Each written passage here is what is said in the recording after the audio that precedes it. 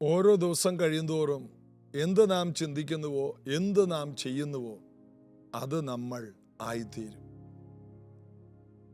ഈ ബുധനാഴ്ച രാവിലെ ജീസസ് എവരിഡേ ശ്രദ്ധിക്കുന്ന എല്ലാവർക്കും വന്ദനം. നമ്മൾ ചിന്തിക്കുന്നതും ആ ചിന്തയ്ക്കനുസരിച്ച് നമ്മൾ പ്രവർത്തിക്കുന്നതുമാണ് നമ്മളായിത്തീരുന്നത്.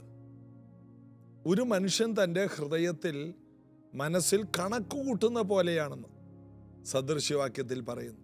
നമ്മുടെ മനസ്സിലാണ് നമ്മുടെ ജീവിതം ഇരിക്കുന്നത്. ഇന്ന് നാം ചിന്തിക്കുന്നതാണ് നാളെ നമ്മളാകുന്നത്. ഇന്ന് നാം ചിന്തിക്കുന്നത് നാളെ നാം ചെയ്യും. അതുകൊണ്ട് ചിന്തകളെ അലഞ്ഞു തിരിയാൻ അനുവദിക്കരുത്. ചിന്തകളെ എപ്പോഴും നാം പരിപാലിക്കണം. തെറ്റായ ചിന്തകളെ കളയണം. നല്ല ചിന്തകൾക്ക് അവസരങ്ങൾ ഉണ്ടാക്കണം. ദോഷമായ ചിന്തകൾ ഉള്ളിൽ വരുമ്പോൾ നോ എന്ന് പറയണം. നല്ല ചിന്തകൾക്ക് കൂടുതൽ അവസരങ്ങൾ കൊടുക്കണം. ഒരുവൻ തൻ്റെ ഹൃദയത്തിൽ ചിന്തിക്കുന്നത് പോലെയാണ്. ഇന്ന് ലോകത്തിലുള്ള വലിയ സഭകളിൽ ഒന്നാണ് നൈജീരിയയിലെ ഡേവിഡ് ഒയ്ഡപ്പോ എന്ന ദേവദാസന്റെ ചർച്ച്. അദ്ദേഹത്തിൻ്റെ സഭയിൽ അദ്ദേഹത്തിൻ്റെ ഓഫീസിനോട് ചേർന്ന് ഒരു പ്രെയർ റൂമുണ്ട്. അതുകൂടാതെ ചിന്തിക്കുന്ന ഒരു റൂമുണ്ട്. അദ്ദേഹം ചിന്തിക്കാൻ വേണ്ടി പ്രാർത്ഥനാ മുറി കൂടാതെ ചിന്തിക്കുന്ന ഒരു മുറിയുണ്ട്. അതിനകത്ത് മൊബൈലിന് പ്രവേശനമില്ല, മീഡിയയ്ക്ക് പ്രവേശനമില്ല. ബൈബിളിനും തനിക്കും മാത്രമേ അതിനകത്ത് പ്രവേശനമുള്ളൂ.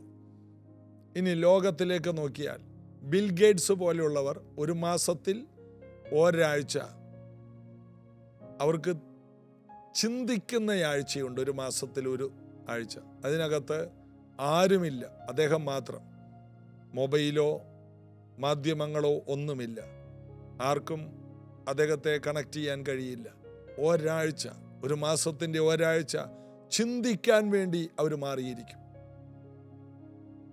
ആപ്പിളിൻ്റെ പ്രധാനപ്പെട്ട ആളായിരുന്ന സ്റ്റീവ് ജോബ്സ് പോലും അങ്ങനെയായിരുന്നു എന്നാണ് കേട്ടിട്ടുള്ളത്. ബിൽ ഗേറ്റ്സ് അങ്ങനെയാണ്. ചിന്തിക്കുക, ചിന്തയ്ക്ക് വലിയ സ്ഥാനമുണ്ട്. അതുകൊണ്ട് ബൈബിൾ പ്രകാരം അതിനെ പറയുന്നത് ധ്യാനിക്കുക എന്നാണ്. യോശുവയുടെ പുസ്തകം 1:8 പറയുന്നു, നീ രാപ്പകൽ ധ്യാനിക്കണമെന്ന്. ധ്യാനം എപ്പോഴും നമ്മുടെ ജീവിത ശൈലി, നമ്മുടെ ചിന്തയ്ക്കകത്ത് എപ്പോഴും ഒരു വിജയം ചിന്തിച്ചുകൊണ്ട് നടക്കണം. ഒരു സ്വർഗീയമായതിനെ, ഭൂമിയിലുള്ളതല്ല ഉയരത്തിലുള്ളത് തന്നെ ചിന്തിക്കുക. ഉയരത്തിലുള്ളത് ചിന്തിച്ചുകൊണ്ട് നടക്കുക.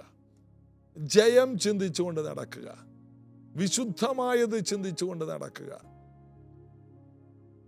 നമ്മുടെ ഭാവിയെ ചിന്തിച്ച് ഭാവികാലം ഓർത്ത് പുഞ്ചിരിയിടുന്നു എന്ന് സാമർഥ്യമുള്ള ഭാര്യയെക്കുറിച്ച് പറയുന്നത്. നമ്മുടെ നാളെ ഓർത്ത് ചിന്തിക്കുക. ഒരു മനുഷ്യൻ തൻ്റെ മനസ്സിൽ എങ്ങനെ പ്ലാൻ ചെയ്യുന്നുവോ അതാണ് അവൻ. അപ്പോൾ ചിന്തകൾക്ക് വലിയ സ്ഥാനമുണ്ട്. ചിന്തയും പ്രവൃത്തിയും. ഒരു നല്ല ചിന്തയ്ക്ക് പുറകെ നല്ല പ്രവൃത്തി വരും. അതുകൊണ്ട് നല്ല ചിന്ത. അപ്പം ചിന്തിക്കുക, പറയുക, പ്രവർത്തിക്കുക. ഒരു ചിന്തയുണ്ടോ ആ ചിന്തയ്ക്ക് വാക്കുകളുണ്ടാകും.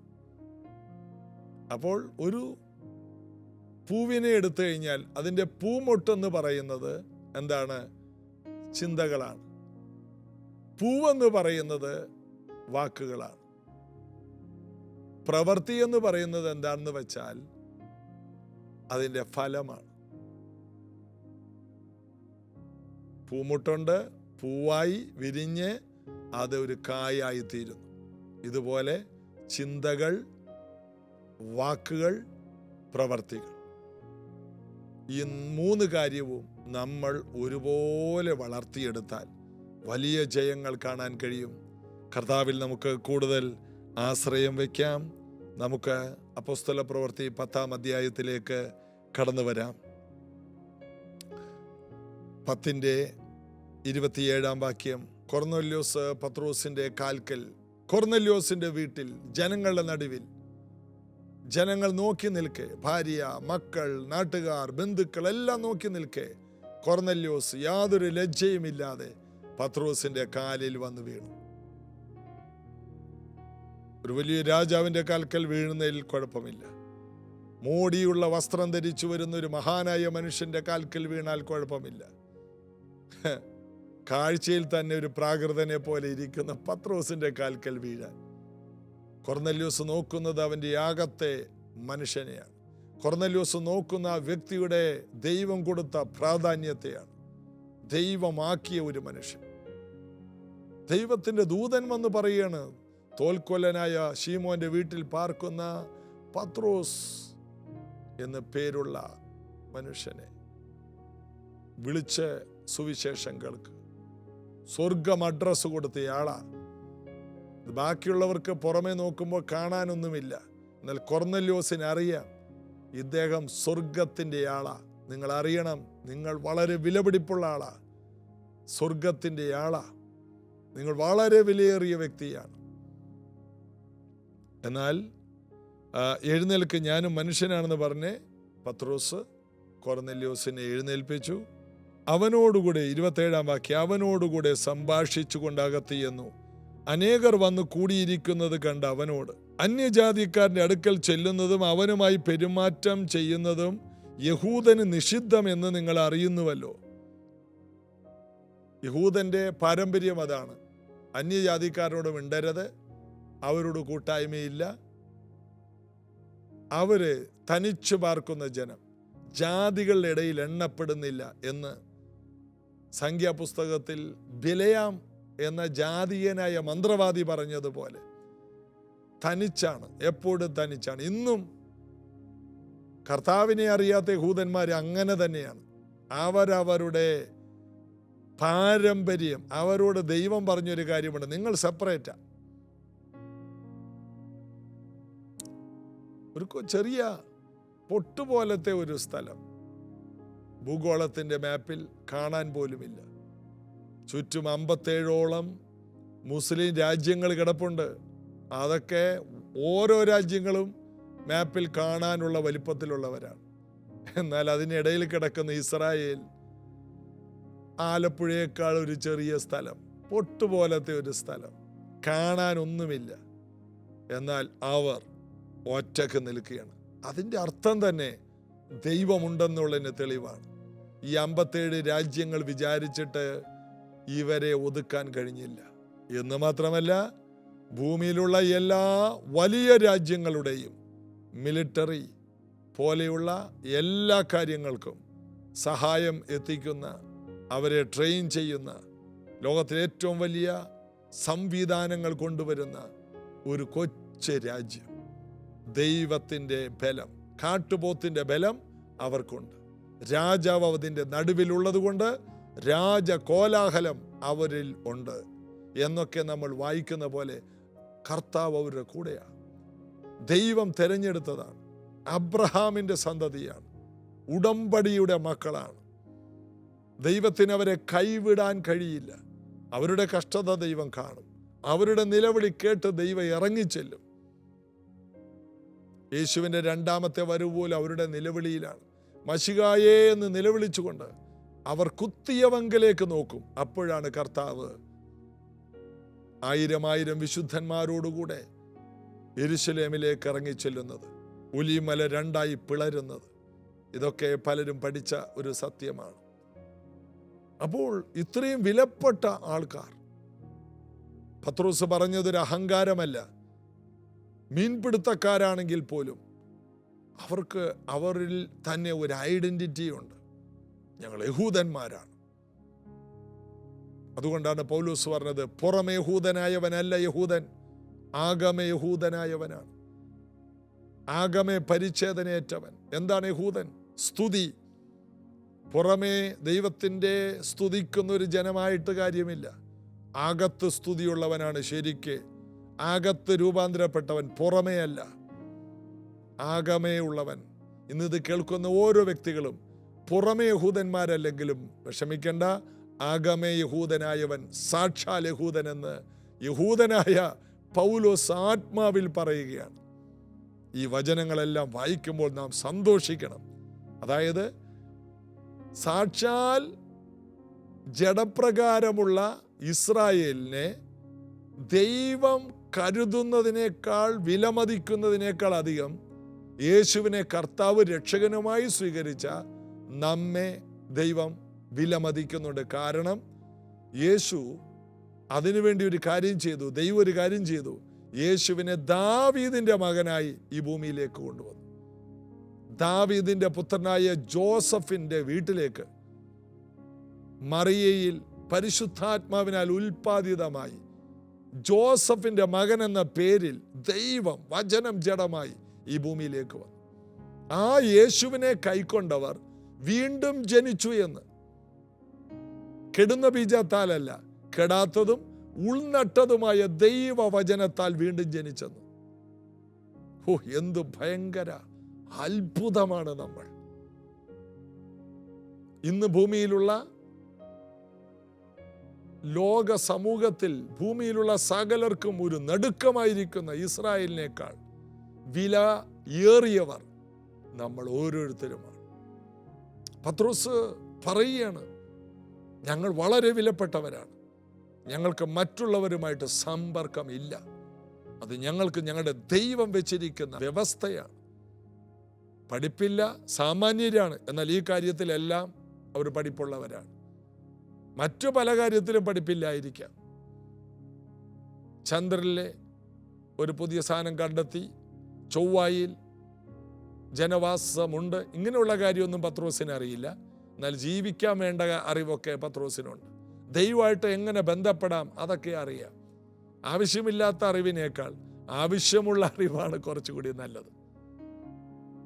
അവർക്ക് വേണ്ട അറിവുണ്ട്. സാമാന്യരാണ്, പഠിപ്പില്ലാത്തവരാണെങ്കിലും യഹൂദന്മാർക്ക് എല്ലാവർക്കും അവരുടെ ദൈവവുമായിട്ടുള്ള ബന്ധമൊക്കെ ഭയങ്കരമാണ്, വ്യക്തിപരമാണ്. അത് കഴിഞ്ഞിട്ടേ ഉള്ളൂ കാര്യം. അതാണ് അവരുടെ ഏറ്റവും വലിയ വിജയം. അതുകൊണ്ടാണ് ലോകത്തിലെ ഏറ്റവും വലിയ ശാസ്ത്രജ്ഞന്മാരെല്ലാം അവരിൽ നിന്ന് എഴുന്നേറ്റ് വന്നത്.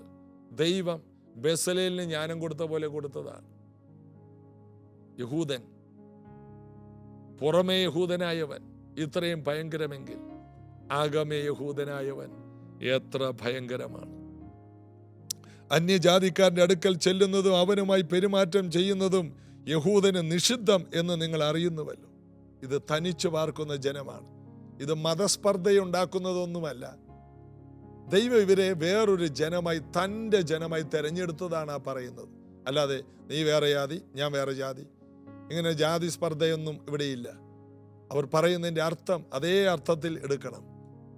ഞങ്ങളെ ദൈവം പ്രത്യേകം തിരഞ്ഞെടുത്തവരാണ്. ഞങ്ങൾക്ക് വേറെ ആരുമായിട്ട് ഒരു ബന്ധം സ്ഥാപിക്കാൻ ദൈവം അനുവദിക്കില്ല. ഞങ്ങൾ വൃതസ്ഥരാണ്. ഇതാണ് പത്രോസ് ഉദ്ദേശിക്കുന്നത്. എങ്കിലും ഒരു മനുഷ്യനെ മലിനനോ അശുദ്ധനോ എന്ന് പറയരുതെന്ന് ദൈവം എനിക്ക് കാണിച്ചു തന്നിരിക്കുന്നു. അല്ലെങ്കിൽ 3 പ്രാവശ്യം ദൈവം എന്നെ കാണിച്ചു. ഒരു പ്രാവശ്യമാണെങ്കിൽ പത്രോസിൻ്റെ നടക്കൂല. 2 പ്രാവശ്യമാണെങ്കിൽ നോക്കട്ടെ എന്ന് പറയും. 3 പത്രോസിന് ഇനി ഒന്നും ചെയ്യാനില്ല. 3 പ്രാവശ്യം സ്വർഗത്തിൽ നിന്ന് തുപ്പട്ടി പോലെ ഒരു പാത്രം സ്വർഗത്തിൽ നിന്ന് ഇറങ്ങി വന്നു. സ്വർഗത്തിൽ നിന്ന് ഇറങ്ങി വന്ന പാത്രത്തിൽ ഭൂമിയിലുള്ള സകല ജീവികളുമുണ്ട്. പത്രോസ് നല്ല വിശന്നിരിക്കുമ്പോൾ കാണുന്ന ദർശനമാണ്. എന്നിട്ടും പത്രോസിനോട് പറയണ അറുത്ത് തിന്നുക. പത്രോസ് പറഞ്ഞ അറപ്പ. എടാ അറുക്കടാ. അപ്പൊ പത്രോസ്, കർത്താവെ അറപ്പ. നിന്നോടല്ലേ അറുക്കാൻ പറഞ്ഞത്, കർത്താവെ അറപ്പ. നല്ല വിശന്നിരിക്കുകയാണ്. എന്നിട്ട് പറയണ്, ഞാൻ വിശുദ്ധീകരിച്ചതിനെ നീ മലിനമെന്ന് എണ്ണരുത്. അപ്പൊ ദൈവം നമ്മെ അയക്കുന്ന പലയിടത്തും ദൈവം തിരഞ്ഞെടുത്തവരുടെ അടുക്കലേക്കാണ് നമ്മെ അയക്കുന്നത്. അവരെ നമ്മൾ അംഗീകരിക്കണം. എന്നാൽ മാത്രമേ നമുക്ക് അവരെ ശുശ്രൂഷിക്കാൻ കഴിയൂ. നിങ്ങൾ എവിടെ അയച്ചാൽ, ഒരു വീട്ടിൽ വിട്ടാൽ ദൈവം സെലക്ട് ചെയ്ത കുടുംബമാണത്. അല്ലാതെ ഞങ്ങൾ വലിയ പുള്ളികളാ, നിങ്ങൾ രക്ഷിക്കപ്പെട്ടോ എന്നല്ല പറയേണ്ടത്. നിങ്ങളൊരു വീട്ടിൽ സുവിശേഷം പറയാൻ പോകുന്നുണ്ടെങ്കിൽ അത് ദൈവം കണ്ട വീടാ. നിങ്ങൾക്ക് ആ വീട്ടിൽ പോയി യേശുവിനെ പറയാൻ ഒരു ചാൻസ് കിട്ടിയതാണ്. ആ ഒരു അർത്ഥത്തിൽ അതിനെ എടുക്കാമെങ്കിൽ ആ വീട്ടിൽ വലിയ അത്ഭുതങ്ങളുണ്ടാകും. നമ്മൾ ചെല്ലുന്ന വീടിനെ നമ്മെ ബഹുമാനമുള്ളവരായി കാണുന്നത് പോലെ നമ്മൾ ചെല്ലുന്ന വീടിനെയും വളരെ മാന്യമായി കാണാൻ കഴിയുമെങ്കിൽ ആ കുടുംബം അനുഗ്രഹിക്കപ്പെടുന്നത് നമുക്ക് കാണാൻ കഴിയും.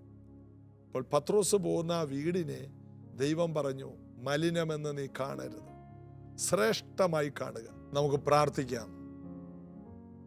ഈ സന്ദേശത്തിൽ കർത്താവ് നമ്മോട് സംസാരിച്ച കാര്യം പോലെ തന്നെ മറ്റുള്ളവരെ ശ്രേഷ്ഠരായി കണ്ട് അവരും ദൈവം തിരഞ്ഞെടുത്തവരാണെന്ന് കണ്ട് ഹൃദയപൂർവ്വം അവരെ കൈക്കൊണ്ടുകൊണ്ട് നമുക്ക് സുവിശേഷം എത്തിക്കുവാൻ കർത്താവ് കൃപ തരട്ടെ. പ്രാർത്ഥിക്കാം. യേശുവേ,